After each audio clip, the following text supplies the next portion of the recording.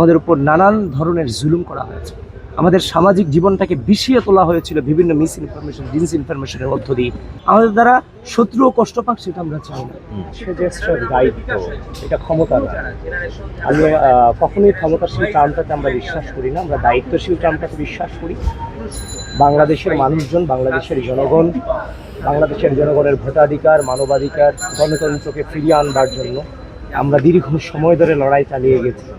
আজকের এই দিনটাতে সবচেয়ে বেশি যে মানুষটাকে মনে করছে তিনি বাংলাদেশের আপসহীন দেশনেত্রী বেগম খালেদা জিয়াকে মনে করছে, যিনি এই পুরো গণঅভ্যুত্থানের গ্রাউন্ড যার নেতৃত্বে তৈরি হয়েছে এবং যার আপসহীন লড়াইয়ের মধ্য দিয়ে আজকে এই গণতন্ত্রের একটি স্বাদ গোটা বাংলাদেশের মানুষ পেয়েছে।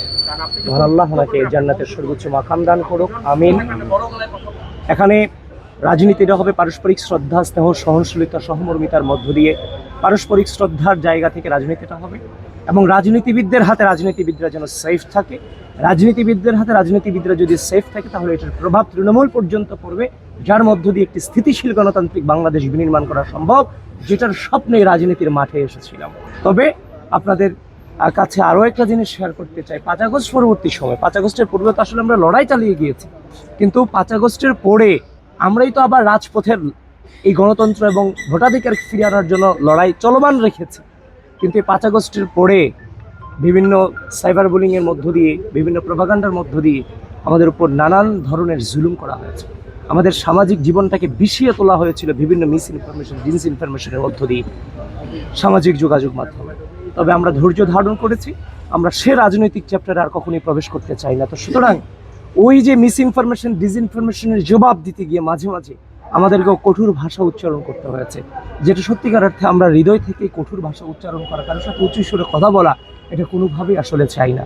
সুতরাং আপনাদের মধ্য দিয়ে যদি সেই উচ্চ শব্দে আমরা আমাদের যে আইডিওলজি, সেই আইডিওলজি থেকে আমাদের দ্বারা শত্রু ও কষ্ট পাক সেটা আমরা চাই না।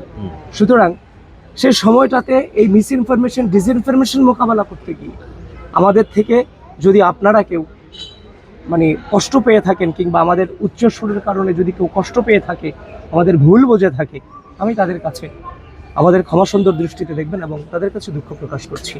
এই আর কি, এটুকুই বলা।